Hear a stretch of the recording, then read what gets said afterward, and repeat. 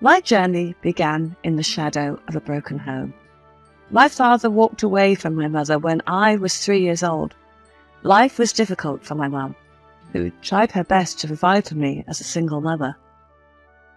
I am Martha, and this is my story of how betrayal altered the path of my life forever. I was quite young when I met John, who had everything that I wanted in a partner.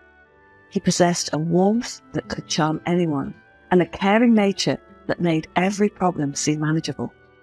Soon, I fell in love with him, but I was unaware that while I was dreaming about my bright future, a storm was brewing for me. Jenny, my sister-in-law, seemed hell-bent on tearing down everything I held dear. Jenny was also disrespectful and acted like she was better than me, just because I came from a humble background. She married a man named Mark, who was much older than her, only for his money, and soon she wanted to leave him. Jenny was always disrespectful to her family, including her parents and her brother. I always saw her bullying her mother for her dementia, talking behind her father's back for not letting her party all night, and fighting with her brother whenever she was jealous of him. John told me that she was really spoiled by their dad, who gave her whatever she wanted ever since she was a kid. He treated her like a princess, which could have been adorable, but it became the reason why she never really grew up. It was as if Jenny had everything that I'd wished for. I must admit, I always dreamed of having a lovely family. Growing up in a single-parent household without any siblings was tough. I longed for the warmth of a family and the comfort of knowing that there would always be someone there for me. It was the kind of family I had hoped to build with John, one filled with love, laughter, and support. Jenny was not happy that John and I were getting married. On the day that was meant to be the happiest of my life, I was filled with joy. I stood there, adorned in my wedding gown, ready to exchange vows with the love of my life. But little did I know that Jenny, my sister-in-law, was plotting to cast a dark cloud over our celebration. While everyone was cheering when we exchanged our vows, she was there telling people about the separation of my mother and father, and everyone had their eyes on me, questioning, where is the bride's father? Aunt Mary, a family friend, leaned over and whispered to her husband, "Did you hear what Jenny's saying about Martha's parents?" Her husband nodded, his brow furrowing. "It's a shame that she's trying to ruin this beautiful moment." But Jenny was not going to stop. When she realized that people were criticizing her for being rude about my mother, she decided to attack me. She picked up the glass of champagne and went to her cousins. "This is going to ruin my brother's life. She's been with multiple men, and just look at her. Now she is smiling like an angel. What a two-timing witch!" She was speaking loudly enough for me to hear. My heart shattered at her cruel words. On what should have been the happiest day in my life, Jenny had managed to turn it into a nightmare. The joy and excitement I had felt were replaced by heartbreak, and my big day was utterly ruined by her jealousy. I was so down because my people thought my mother had an affair, so my father left her. Moreover, they thought that I had trapped John to marry me because he was rich, while I barely made ends meet. But John was there to lift me up. "Martha, don't let her words get to you. Come dance with me." I looked into his loving eyes, my tears threatening to spill over, and took his hand. "Thank you, John. I needed this." We joined the dance floor, surrounded by the cheerful chatter and laughter of our guests. As we swayed together, John whispered comforting words. "You are the love of my life, Martha. What she says doesn't matter. We'll get through this together." "I love you, John." "I love you too, darling." John's actions indirectly signaled Jenny that he was on my side, but she didn't stop there. After my wedding day, we hosted a family dinner at our new home. I had hoped for a fresh start, a chance to put Jenny's hurtful actions behind us. But as the family gathered around the dinner table, it became apparent that Jenny wasn't finished with her campaign of cruelty. With her usual arrogance, she couldn't resist one more jab at me. You know, it's just so hard for me to sit down and dine with someone from a single-parent household. Her words cut through the room like a sharp knife, and an uncomfortable silence fell over the table. I felt a lump in my throat. My appetite vanished as I struggled to hold back tears. John shot Jenny a stern look. Jenny, that's enough. This is our home, and Martha is my wife. We won't tolerate any disrespect here. Jenny's hurtful comment felt like a dagger through my heart, but I tried my best to maintain my composure. I forced a weak smile and looked at John, who was behaving like a gentleman. However, my sister-in-law seemed offended and upset. She immediately got up, left the table, and went straight to her room. Her husband excused himself and ran after her as if she was the victim here. After that, everyone was trying to act normal. The atmosphere still was tense. I was so stressed due to Jenny's behaviour that I accidentally dropped some soup on my dress. I excused myself and went to the bathroom. As I passed by Jenny's room, I couldn't help but overhear a heated argument coming from within. Mark, I can't believe you're being so stingy with the money. We should be enjoying the finer things in life.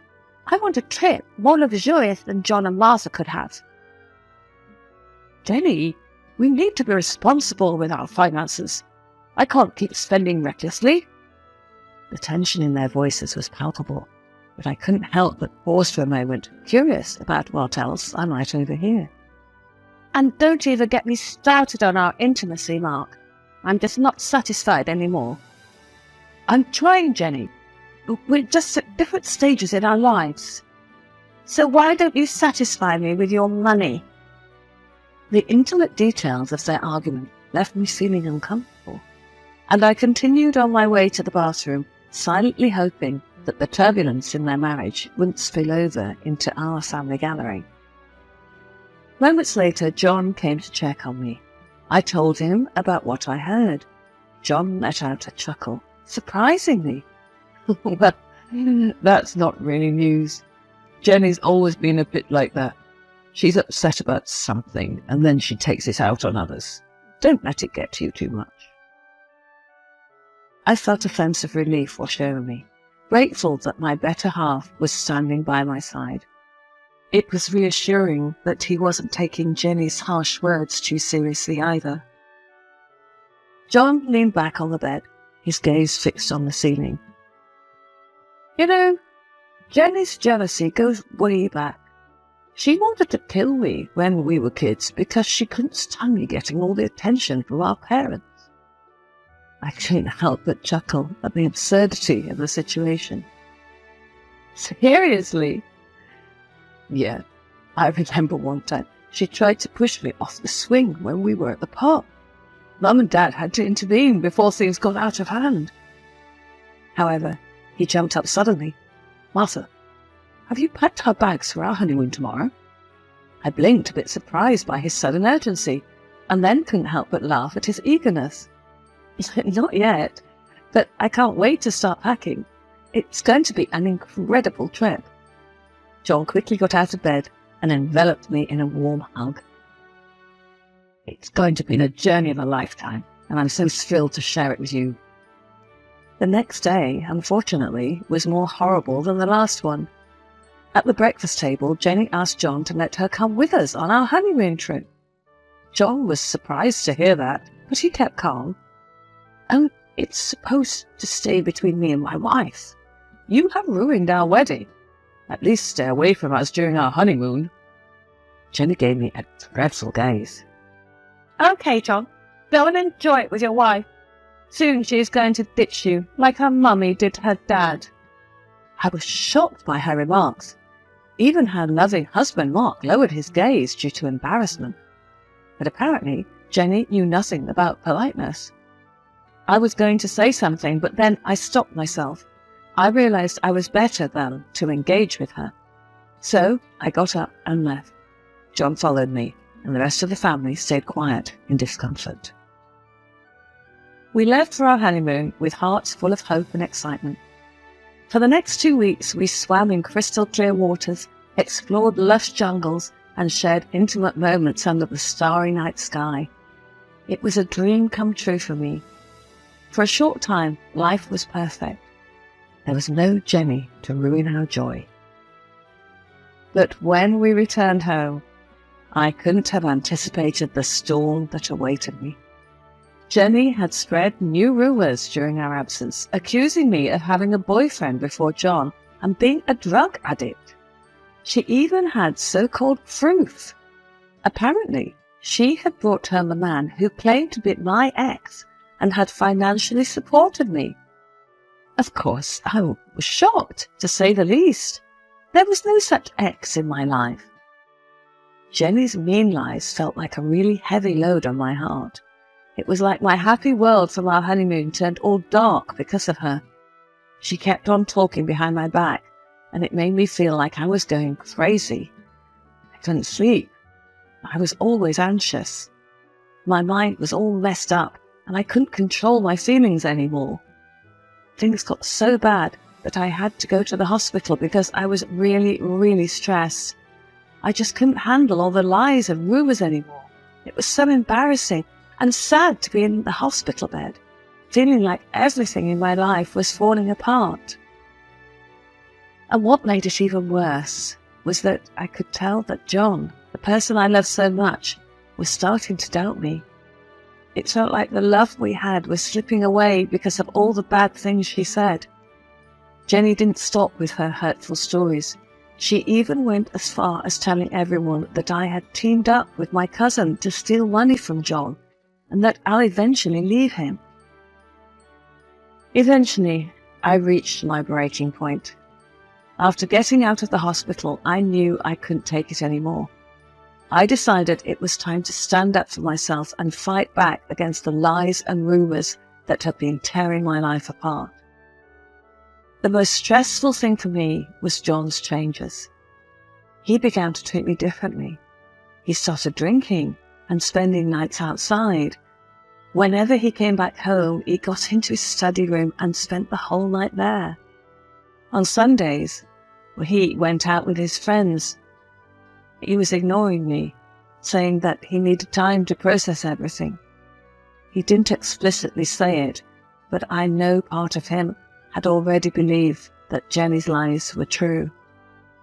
One Saturday, I decided to talk to John. As the front door finally creaked open, I steeled myself and approached him in the living room. His dishevelled appearance, the scent of alcohol clinging to him, and the distant look in his eyes were all too evident. "John, we need to talk." I implored, my voice trembling with a mix of frustration and desperation. He met my gaze briefly before averting his eyes, a defensive wall already rising between us. "What is there to talk about?" he snapped, his voice laced with bitterness. Tears welled up in my eyes as I pleaded. "You've changed, John. You're pushing me away, believing those terrible things Jenny said about me. I've never betrayed you, and I'm not a gold digger." His voice grew colder, more accusatory. "How can I trust you after everything I've heard?" "Because, John, I love you. I've been nothing but faithful to you. I need you to believe in us." He paused, a flicker of doubt crossing his face before he turned and retreated to his study room, slamming the door shut. My heart sank, knowing that this battle was far from over, and I was left with the crushing weight of misunderstanding and mistrust. Then I decided it was time to confront Jenny. I couldn't let her continue making my life miserable without understanding why she was doing it. So I mustered up the courage and went to her house, determined to get some answers. When I arrived at Jenny's place, Mark opened the door for me. I found myself standing nervously in their living room, my heart pounding. Jenny was in the bathroom, but her phone lay innocently on the bed, beckoning me with its unlocked screen. A tiny voice in my head urged caution, but curiosity got the better of me. As soon as Mark went into the kitchen to get me some water, I opened the gallery on her phone, not really knowing what to expect. And then, in front of my eyes, were private photos that told a story I hadn't anticipated. Jenny, the woman who had been tormenting me, was caught in compromising photos with none other than her husband's young, muscular secretary. Suddenly, everything clicked into place. Jenny's hatred for me wasn't about me at all. It was about her own crumbling marriage. She envied John's looks and the admiration our relationship received, and she wanted to escape her older husband, Mark. Armed with this unexpected knowledge, I couldn't let Jenny continue to manipulate and torment me. It was time to expose her for who she truly was. I quickly took a screenshot on Jenny's phone, sent it to myself, and deleted it from her phone. Then, I put her phone back in its place. Moments later, I excused myself and went home, leaving a confused Mark with a cup of water in his hands. So, I gathered my evidence and prepared for a showdown. Mark deserved to know the truth about his unfaithful wife. That weekend, I hosted a small gathering with all of our friends and family. Of course, Jenny and Mark were invited. In the middle of the meal, I checked my phone and pretended to be shocked. Then I looked at Jenny and asked her, "Jenny, what did you just send me?" Everyone turned their attention to me. I turned my screen to them, revealing the photo for everyone to see. Jenny's face turned ashen as she finally understood what was happening. "Jenny, care to explain these photos? Did you just accidentally airdrop these photos to me?" "Wait, what? I can't explain. It's not what it looks like." She turned to Mark and started to whimper. Mark snatched the phone out of my hands and stared at it for the longest time. "Mark, please listen. I don't know what it's there." "Jenny, how could you do this to me? With my own secretary?" "Mark, it was a mistake, a terrible mistake. I didn't mean for it to happen." Now Mark was red with anger. He called his secretary on the phone to make everything clear. The whole family was there to witness, but no one dared to say anything. To my surprise, it wasn't long before the truth spilled out. "I had no choice. She threatened to ruin my career if I didn't comply. It's all true. She had me trapped, but I can't lie anymore." Mark's anger simmered, and he decided that he'd had enough of the lies and betrayal. "That's it, Jenny. I want a divorce. I can't be with someone who would stoop so low." Mark immediately left the family gathering. One by one, people began to leave too, while Jenny started going hysterical. She begged for everyone's forgiveness, and when she saw that nobody was buying her lies anymore, she turned to me. She suddenly charged at me, trying to grab me by my hair while screaming, "You freaky witch! You planned this! You did this to me!" Of course, John didn't wait 1 second to get her away from me. It was really hectic, but thanks to him, I was safe. He had to physically remove her from our home and eventually call the police on her. The aftermath was ugly. The secretary was no longer under Jenny's control and confirmed the truth with some call recordings in which she blackmailed him. Everything came together and sealed Jenny's fate. Now it was John's turn to see her true colours. He finally left her a voice message. "I can't have a sister who is such a cheater and a liar. I am cutting all my ties with you. Goodbye." He hugged me right there, and both of us were in tears. He held my hand and apologized to me. As the dust settled, I couldn't help but feel a strange sense of peace. In the end, it wasn't just me who benefited from the truth coming to light. It was Mark, who can now move on from a toxic marriage. And it was John and his family who could finally see Jenny for who she really was. What did you think about my story? Would you have done the same? Let me know in the comment section.